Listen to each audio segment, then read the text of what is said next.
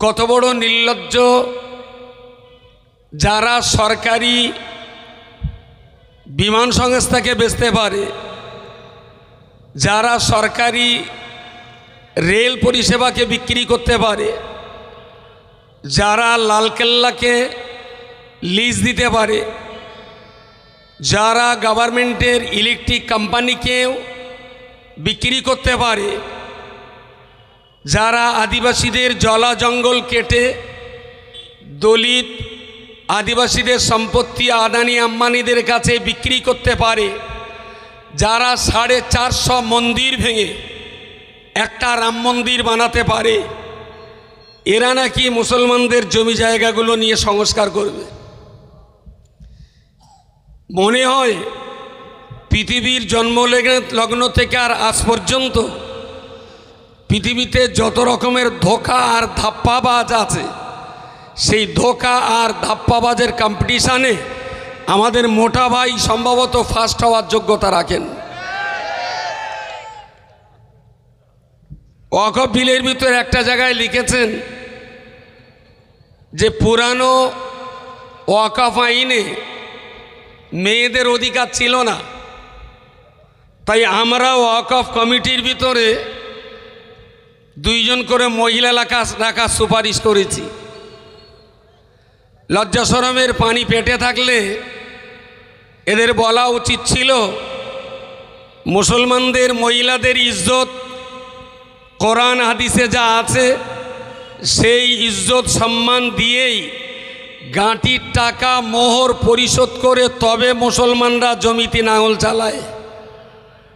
নির্লজ্জ বেহায়ার মতো এমন একটা প্রধানমন্ত্রী হলো, বিদেশিদের যখন সৌদি আরবের Canada, Kuwait, America, France, Italy বিভিন্ন দেশের মানুষের সঙ্গে পরিচয় হয়, জিজ্ঞেস করে কোথায় বাড়ি, হিন্দুস্তান। প্রধানমন্ত্রী, আমি বললাম মোদিজি। তা বললো ওনার ছেলেপিলে কটা, আমি বললাম ওনার বউটাই নেই তো ছেলেপিলে কি। যে দেশের প্রধানমন্ত্রী নিজের স্ত্রীর মর্যাদা দিতে পারে না, তার মুখ দিয়ে মুসলমান বাড়ির মেয়েদের ইজ্জত দেওয়ার কথা বলতে গেলে ওর জীবে তো প্যারালিসিস আর পক্ষঘাত হওয়া উচিত। যদি এক শস্যদানা পরিমাণ লজ্জা থাকতো তাহলে এরা এই কথাগুলো বলতে পারতো না। আমি একটু ঘুরিয়ে বলছি, এখানে অনেক হিন্দু বুদ্ধিজীবী ভাই আছেন, পুলিশ প্রশাসনের অনেক ভাই আছেন। আমি আপনাদের কাছে বিনয়ের সঙ্গে বলছি, আরএসএসের গোলওয়ালকরের ইতিহাসটা পড়ুন, আরএসএসের ইতিহাসটা ভালো করে পড়ুন। মন্দির মসজিদ, হিন্দু মুসলমান, ভারত পাকিস্তানের ধুয়ো তুলে তুলে দেশটাকে এইভাবে আর আপনারা সর্বনাশ করতে যাবেন না। আল্লামা ইকবালের সারে জাহাঁ সে আচ্ছা হিন্দুস্তান হামারা, কর্নেল আব্দুল হামিদের প্রাণ বিসর্জনের বিনিময়ে পাকিস্তানের বিরুদ্ধে ভারতের জয়ের পতাকা তোলা, মৌলানা আবুল কালাম আজাদের দেহের শেষ রক্তের ফোঁটা দিয়ে দেশটার সুরক্ষার জন্য লড়াই চালিয়ে যাওয়া, নেতাজি সুভাষচন্দ্র বোসের জীবন বলিদান দেওয়ার বিনিময়ে, বিনয় বাদল দীনেশদের জীবন বলিদান দেওয়ার বিনিময়ে যে ভারতবর্ষ বিশ্বসভায় মাথা উঁচু করে দাঁড়িয়েছে, সেই দেশটাকে আপনারা হিন্দু মুসলমান, ভারত পাকিস্তান আর মসজিদ মন্দিরের কালো চশমা পরিয়ে হিন্দু ভাইদেরকে যেভাবে বোকা বানিয়ে রাখছেন, যেদিন আমরা এই হিন্দু ভাইদের চোখ খুলে দিতে পারবো সেদিন মুসলমান লাগবে না, হিন্দুরা আরএসএসকে ঝেঁটিয়ে ভারত ছাড়া করে দেবে। ঠিক প্রয়োজন হয়ে পড়েছে হিন্দু ভাইদের একটু বুঝপাড়ের ব্যাপার। আমি আপামর হিন্দু, দলিত, আদিবাসী সম্প্রদায়ের মানুষ যারা আছেন, আমি তাদের চরণধুলিকে প্রণাম জানিয়ে খুব বিনয়ের সঙ্গে বলছি, আমাদেরকে চিনতে শিখুন আমরা কারা। প্লিজ হিন্দু মুসলমান করে দেশটাকে আর সর্বনাশ করবেন না।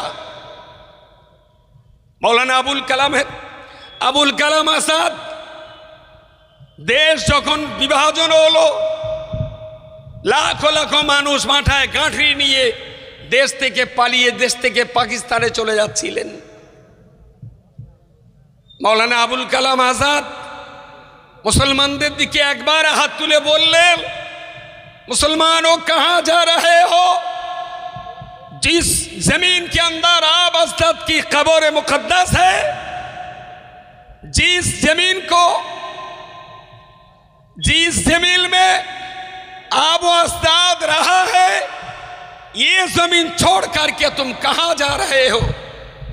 यही हिंदुस्तान में जीना है, यही हिंदुस्तान में हमारा जन्म है, इसी जमीन के ऊपर जीना है। मौत के बाद इस हिंदुस्तान के कब्र में मुझे दफन होना पड़ेगा। मौलाना আবুল কালাম আজাদের সেই বক্তব্যের কারণেই 70% মুসলমান আমরা পাকিস্তান চাইনি, 70% মুসলমান আমরা বাংলাদেশ চাইনি। চেয়েছিলাম যে দেশের মাটিতে বাপ ঠাকুর দাদারা জান জীবন দিয়ে বিনয় বাদল দিবসের সেই রক্তের ঋণ শোধ করতে যাব। মৌলানা শওকত আলী মোহাম্মদীদের রক্তের ঋণ আমাদের শোধ করতে হবে, গান্ধীজির রক্তের ঋণ শোধ করতে হবে। শপথ নিয়েছিলাম এই ভারতেই জন্ম, এই ভারতেই বাঁচা, মরণের পরে এই ভারতেই আমাদের কবর রচিত। এটাই মুসলমানদের কামনা। দেখিয়ে দেওয়া হোক চোখে আঙুল দিয়ে পাকিস্তানের সঙ্গে ষড়যন্ত্র করে ভারতের বিরুদ্ধে কূটনৈতিক সংবাদ আদান প্রদান করতে যে আজ পর্যন্ত কটা মুসলমান ধরা পড়েছে? আমি বলছি RSS এর গুপ্তচর ধরা পড়েছে, মুসলমানরা ধরা পড়েনি। প্রতিবেশী হিন্দু ভাই যারা আছেন, চরণ ধুলিকে প্রণাম জানিয়ে আপনাদেরকে বুঝতে বলছি, আজকের এই ওয়াকফ সম্পত্তি যদি সবটাই এদের হাতে চলে যায়, এই ভারতবর্ষের সংবিধানে বাবা সাহেব B.R. আম্বেদকর তিনি পরিষ্কার লিখেছেন, আদিবাসীদের সম্পত্তি আদিবাসী ছাড়া অন্য কাউকে বিক্রি করতে পারবে না। আদিবাসীদের 10,000 বিঘে জমিন গাছপালা কেটে দিয়ে সেখানে আদানি আম্বানিদের কাছে বরাদ দেওয়া হচ্ছে। আপনাদের চোখে হিন্দু আর মুসলমানের পর্দা লাগিয়ে দিয়ে, মন্দির আর মসজিদের পর্দা লাগিয়ে দিয়ে আদিবাসীদের 10,000 বিঘে জমি সম্পত্তি হাতছাড়া হচ্ছে। আপনাদেরকে চোখ খুলতে অনুরোধ করছি। হিন্দু মুসলমানদের চোখে পর্দা লাগিয়ে দিয়ে দেশটাকে তারা বিক্রি করার ষড়যন্ত্র করছে। যেদিন ওয়াকফ বিল পাস হলো, ঠিক সেই দিনেতেই একটা সরকারি ইলেকট্রিক কোম্পানি বিক্রি হলো, যেখানে বছরে 130 কোটি টাকা সরকার যেখান থেকে মুনাফা পেত, এককালীন ছাড়া বিক্রি হয়েছে 800 কোটি টাকায়। আমরা তখন হিন্দু মুসলমান আর ওয়াকফ মিলতে ব্যস্ত। দেশের প্রত্যেকটা এই প্রোপাগান্ডা রটি, তার পিছনে আসলেই তারা দেশটাকে বিক্রি করছে। ঠিক এই জায়গায় দাঁড়িয়ে আমি হিন্দু প্রতিবেশী ভাইদের চরণধুলিকে প্রণাম জানিয়ে বলছি, আমাদের চিনতে শিখুন আমরা কারা, কেন মুভমেন্ট করছি। আপনাদের অনেক মন্দির রয়েছে আমাদের ওয়াকফ সম্পত্তিতে, আমি একবারও অস্বীকার করব না। আমাদেরও বেশ কিছু মসজিদও আছে হিন্দু ভাইদের দান করা সম্পত্তিতে। 100, 150, 200 বছর আগে মুসলমানরা নামাজ পড়বে জায়গা পাচ্ছিল না, হিন্দু প্রতিবেশী আগিয়ে এসে বললেন, আমার এই জায়গাটা আমি তোমাদেরকে দিচ্ছি, আমারও পরকাল আছে, আমারও মরণের পরে পরকাল আছে, আমার এই জায়গায় তোমরা মসজিদ তৈরি করে নামাজ পড়ো। ভারতবর্ষে হিন্দুদের দেওয়া এমন জমিতেও অনেক মসজিদ আছে। এটা তো সেই ভারতবর্ষ যেখানে মুসলমানের মসজিদ তৈরির জন্য হিন্দু ভাইরা স্বতঃস্ফূর্তভাবে জায়গা দেয়। এ ভারত সেই ভারত যে ভারতবর্ষে হিন্দু ভাইরা মন্দির তৈরির জায়গা পাচ্ছিলেন না। মুসলমান বললেন, আমার এখানে ওয়াকফের সম্পত্তি আছে 10 বিঘে, এখান থেকে তোমরা এই 5 কাঠা একটা মন্দির তৈরি করে তোমরা তোমাদের মায়ের পূজা অর্চনা করো। ওয়াকফ সম্পত্তিতে যে শগুনের চোখ পড়েছে, যদি এই আইন বাতিল না করা যায়, মুসলমানদের মসজিদ যদি 2000 যায়, হিন্দু ভাইদের মন্দিরও কিন্তু 200 সর্বনাশ হবে। এটাই হিন্দু ভাইদেরকে আমি বোঝবার জন্য অনুরোধ করছি। আমি অনুরোধ করছি শিক্ষাপ্রেমী সেই সমস্ত ভাইদের, এই সরকারের আইসিডিএস প্রকল্পে কাজ করতে যে অনেক জায়গায় আইসিডিএস এর